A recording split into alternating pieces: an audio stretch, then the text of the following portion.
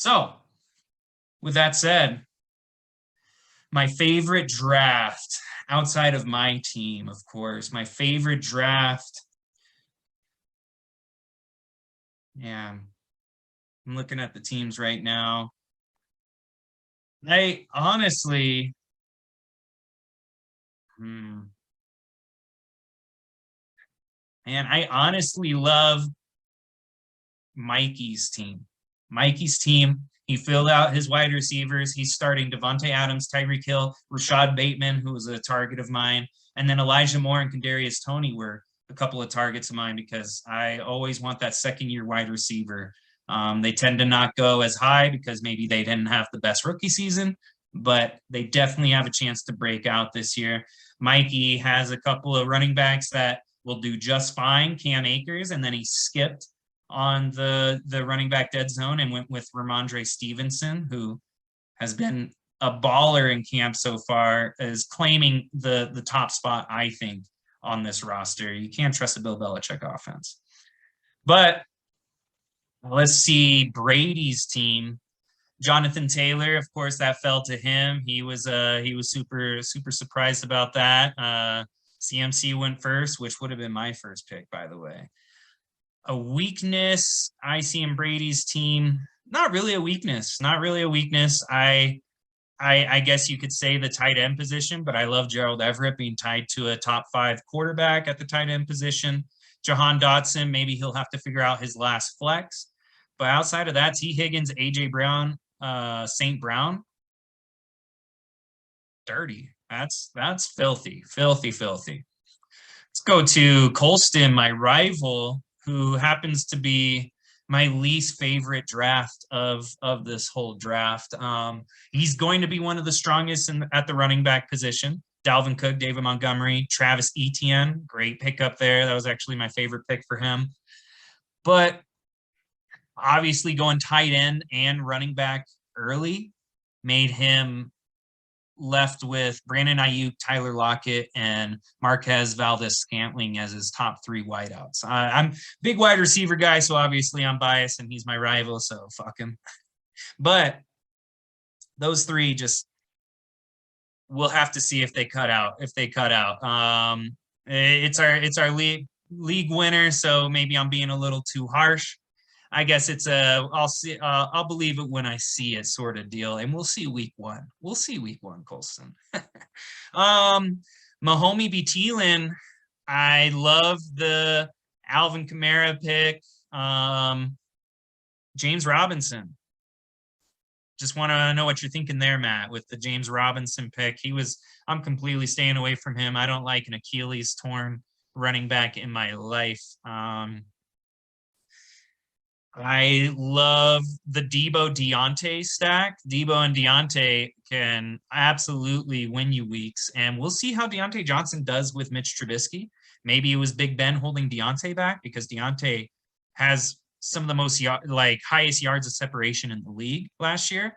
So we'll see if that works out. I do like Deontay. Adam Thielen, I was hearing in camp, he's looking like the old Adam Thielen. And in that new that offensive coordinator from the Rams is in this system as a head coach. So I could see Adam Thielen being a red zone just target. And then of course you have Patrick Mahomey.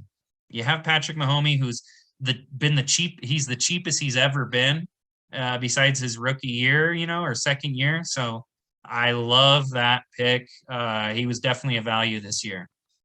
Jaime. I love the Jamar Chase, Keenan Allen, Terry McLaurin.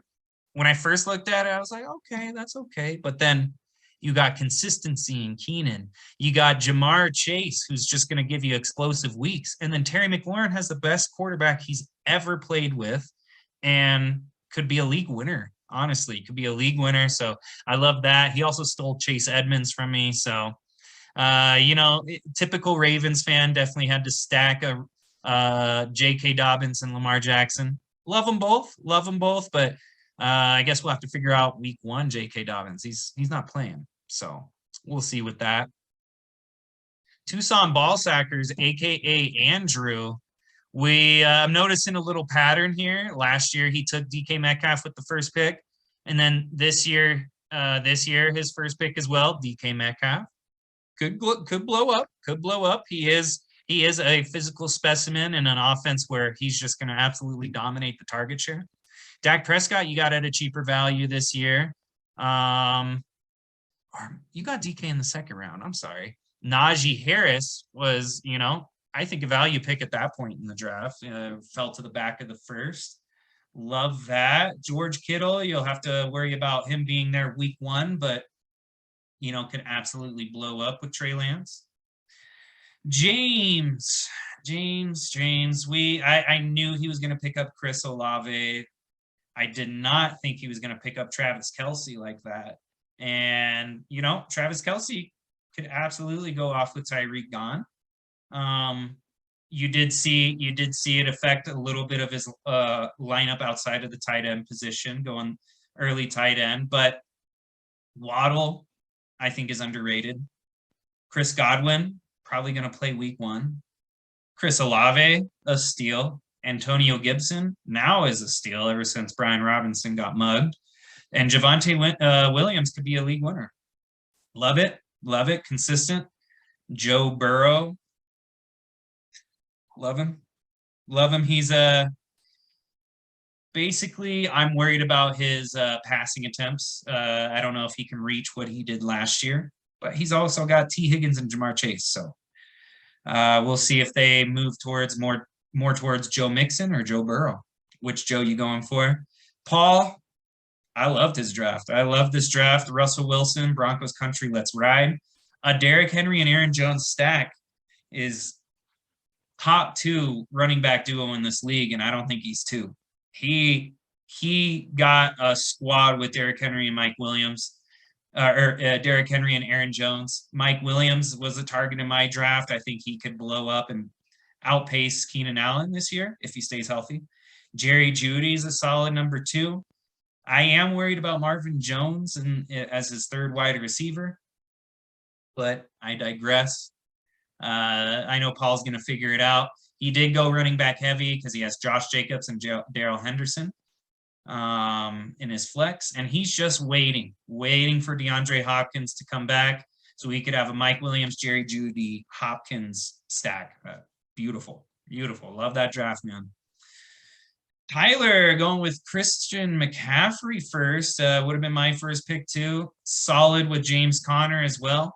Mike Evans is going to continue to get his 1,000-yard seasons. Darnell Mooney has nothing but targets coming his way now, with the Bears always going to be losing. Bears are going to suck, dude. Bears are going to suck. Ugh. Gabe Davis could be a league winner. Cordell Patterson and Raheem Mostert, I was out on early in the draft, but Cordell could get that receiving work still. Raheem Mostert, you never know with that Miami backfield who's going to break out. Marcus, I was a little taken aback by your early Aaron Rodgers pick, but I knew you always have loved Chubb, and it was a great pickup on Dameon Pierce. Thank you so much for taking Cooper Kupp. I wanted Justin Jefferson bad this year. That was my number 1 target. But what, did he just have the best wide receiver season of all time last year? So why am I saying thank you? I would have taken him if you taken Jefferson. Kyle Pitts and Darren Waller, the double tight end stack. My personal belief is you're costing yourself way too much by going for the double wide receiver stack, but you're taking a lot of tight end value away from any other team, so you're guaranteeing yourself an advantage there. So we'll see how it works out. You've gotten second and third the past 2 years, so I believe in it. Eric, newcomer, you kept stealing all my picks, man. Allen Robinson in the 4th round really broke my heart. I was going to snag him.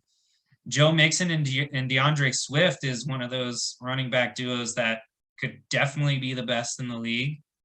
Jalen Hurts, of course, is going to get that passing work with the rushing work. Remember last year he had an ankle injury, so that's why he kind of was on a downtrend to end the year, but no injury with A.J. Brown this year. Dude's going to go off.